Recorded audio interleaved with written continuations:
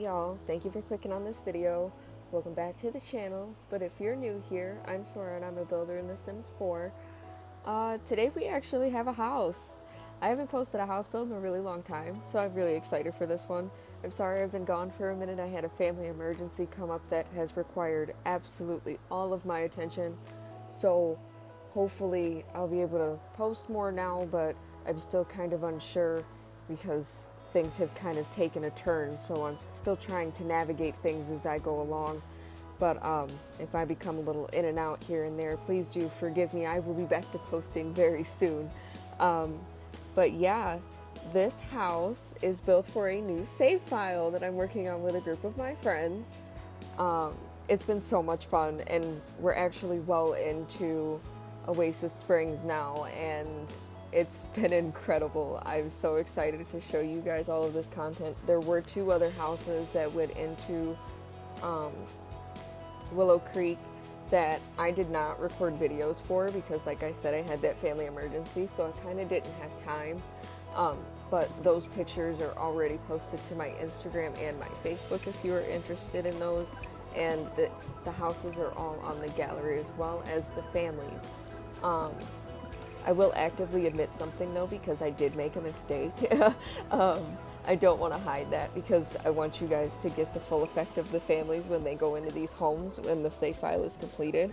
I did flip-flop the genders on the kids in this house.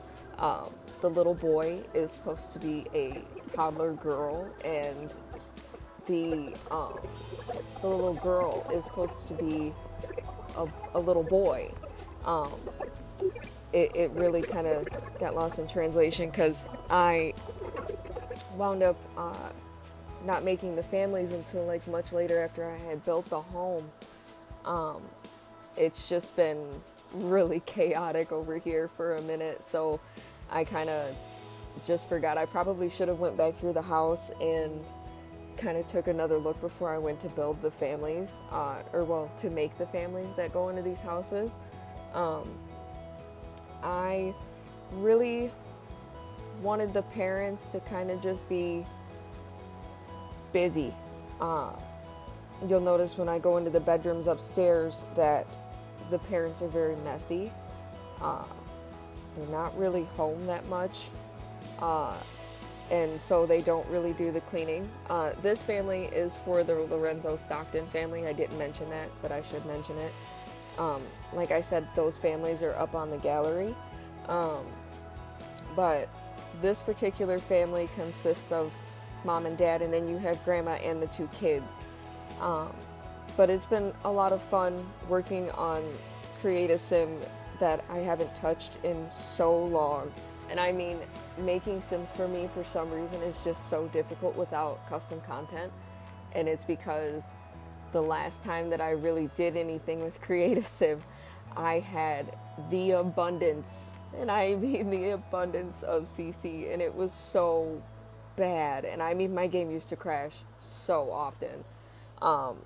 But yeah, all of my families, when I first started doing gameplay again, I have forgotten that the vast majority of them had custom content to fill all over the place. So I am having to redo those families, which is taking me a really long time, and that's why I haven't posted any like Let's Plays and stuff like that. But I'm hoping to kind of implement that with the new pack coming up, the Love Struck expansion, which I'm extremely excited for. If y'all have not seen that trailer, please go take a look because it is so cool. I can't wait to see the build buy section. And I also can't wait to see all the fun gameplay that we get. Like, y'all, they gave us a woohoo pack. Honestly, this is the last thing that I ever expected, but you know what? We're gonna go with it because I'm interested to see what they've given us. From the trailers, I'm so stoked. Like, I'm not even gonna hold you. It is the most awesome thing ever, and I know a lot of people are gonna be like, but why? And it's like, I couldn't even tell you why. I'm just extremely excited anytime that we get a pack. I really love what they've been giving us. Granted, the game is buggy. I'll say that. It is buggy, but I don't do much gameplay. As you can see, I'm a builder. I don't do much gameplay. So in that sense, it doesn't really affect me, but I do see people's comments, and I do understand what they're talking about, and I pay attention to the community. and all of that good stuff, as I am on Instagram and Facebook. And then I don't get many comments here on YouTube, so that's okay. But I do see the comments that go on through Instagram and Facebook in the community. So I see a lot of the complaints and a lot of the worries and stuff like that. And I do hope that they get around to fixing the game so that way it is a lot better. But then again, like I said, it doesn't really affect me much because I don't really do much gameplay, so I don't really notice those bugs. The bugs that I do notice for me as a builder, but I'm not entirely sure if it's the game itself or if it's just my laptop being old. I've said this before in previous videos, I do all of this off of a laptop. I don't have like a desktop computer. So I do all of this on my laptop, and I do think that the camera can be a little buggy for me, especially while I'm recording, and oftentimes can crash my recording, like my screen capture, which makes it extremely difficult for me to record videos. But I've kind of gotten the hang of it and figured out how to make it work without doing all the extra things and breaking my laptop in that same process, but I digress. Yeah, so really on to this build, because I've been yapping away for so long. I'm so sorry. It's been a minute since I've been able to post a video, so I felt like I should talk a little bit, because I don't really voice my opinions or really do much talking as far as like myself goes. I mostly just talk about the builds, and so far all I've recorded for voiceovers has been apartments, so there hasn't been too much for me to kind of talk about as those videos are shorter. But luckily here this video is a little longer, so I can actually talk to you guys. But this build, as you can see, we've placed down the floor plan. I'm going in to do some painting, or well, wallpaper, and I'm working on the first floor here. I didn't really know how to do a different base game living room, and the reason that I say that is because from posting the individual rooms like I have as shorts and reels, I've used a lot of the same base game items, but I wanted to do a different way of decoration without going so far out of my comfort zone. I originally, like I said in previous videos, I tend to map things out and then go back in and record them. But with this particular living room, I really struggled with figuring out what furniture I wanted to use because base game is so limited. So I don't want to say went to town on the decorating because there's not much clutter. With this particular house, I didn't want there to be as much clutter. I want these to be playable, because it is going into the save file. But this particular living room, I wanted to use minimal clutter, but it still looked like people live here.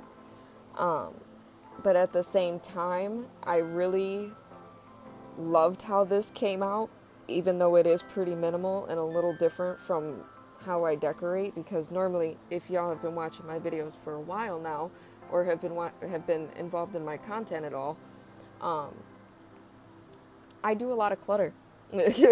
I do a lot of clutter everywhere, all over the place, and I try to make all of my builds look as lived in as possible.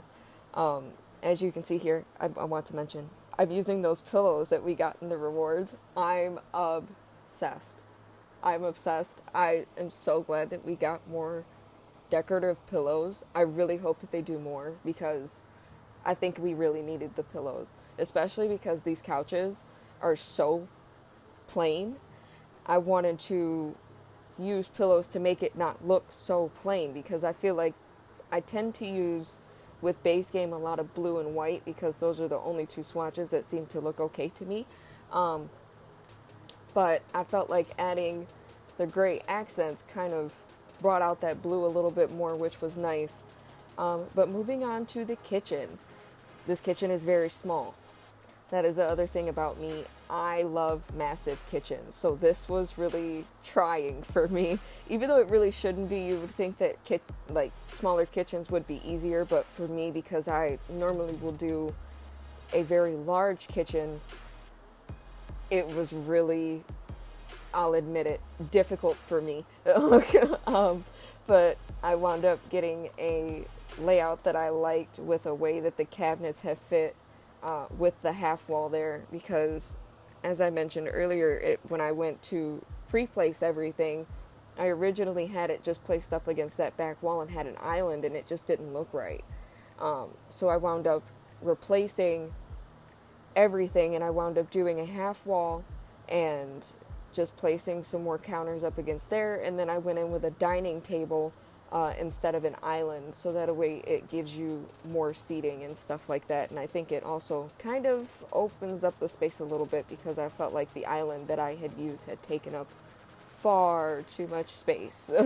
But I wanted this to be, I don't want to call it cozy, but I wanted it to be kind of small, but still look spacious, I think is the word I'm looking for. Clearly, I cannot talk today, guys. Like, if you haven't noticed, it's been a while.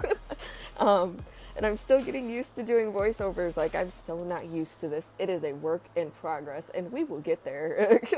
But yeah, I really enjoyed doing this, this kitchen. It really kind of showed me that I can do small kitchens, and that's the one thing that I've loved about doing this save file, is it has really put my skill to the test. And as I've said in previous videos as well, I am not the best builder on the planet. I am highly aware of that, and there's always room for improvement, and I'm so interested in learning more. But with this, I don't really often do base game houses, because like I've mentioned earlier as well, it's very limited. So there's not a whole lot that you can really do with base game builds, and they tend to all look the same, well, to me anyway. But I've seen some people do great base game builds, and I'm just like, how? Big question mark. But anyway, like I said, I'm still learning how to expand the horizons of using different objects and stuff like that. But with this particular build, I went with the comfort zone, which would be the blue, white, and the gray color scheme that I knew would mesh well together, and just made sense for when I was recording this. But right now we are on to the grandma's room. I put grandma's room downstairs because I visualized, like, grandma might have back problems, so why make grandma walk upstairs? Some of y'all might find it funny.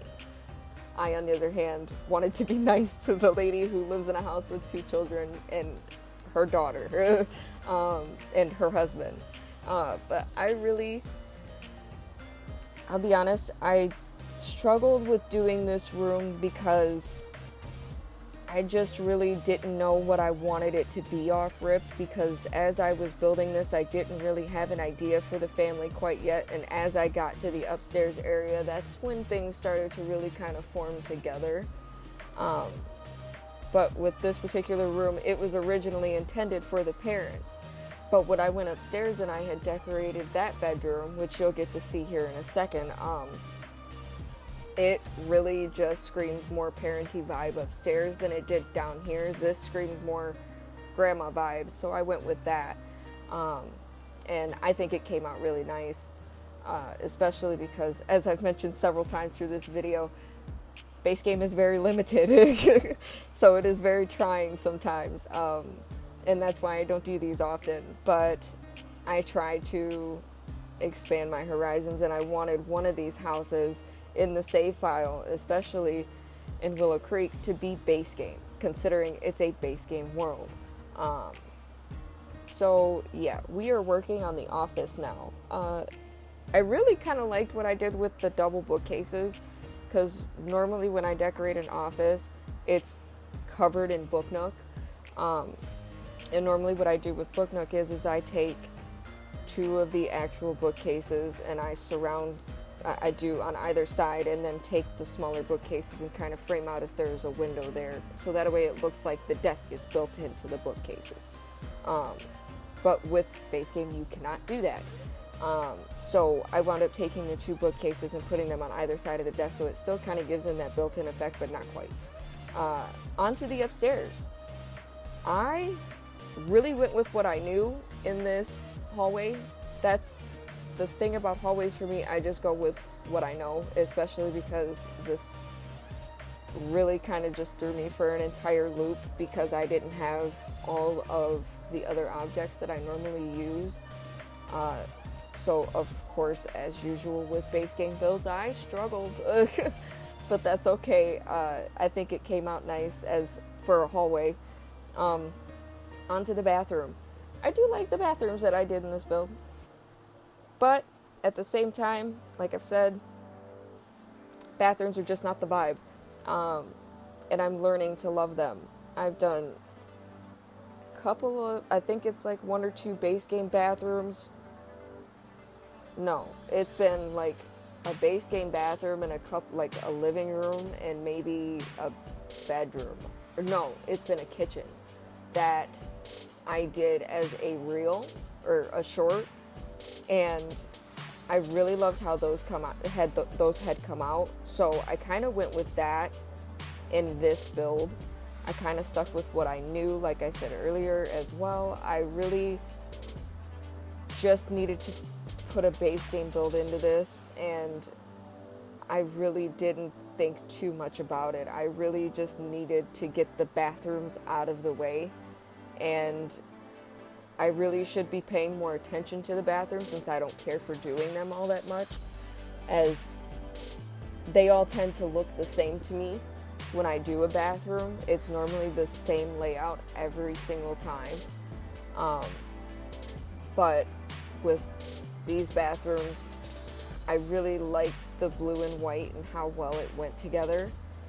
And yeah, working on the parents' bedroom, as you can see, I've already started cluttering the areas. I really liked the 2 wardrobes pushed together. I've never done that before, but I saw somebody else do it in another video that I was watching, and I was like, ooh, that's a pretty good idea.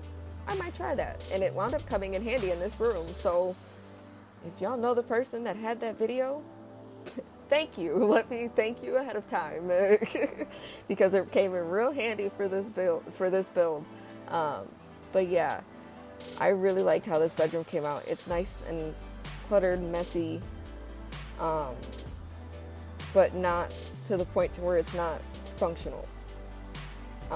Onto the tiny ensuite bathroom. Like I mentioned, I really liked how these bathrooms came out. And I did kind of struggle with the angled wall there, but at the same time, it came together rather quickly because there's not too many places to put the objects to make them functional without making it look ugly.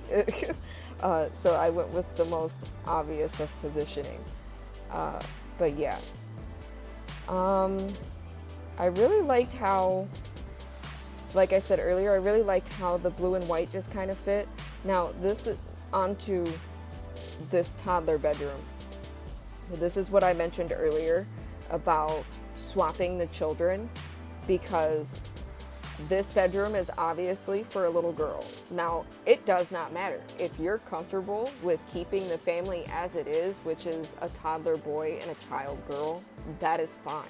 I'm totally good with that. And actually sounds like way more fun. But you might have to swap out the objects or swap up the Sims if you do wish to change that.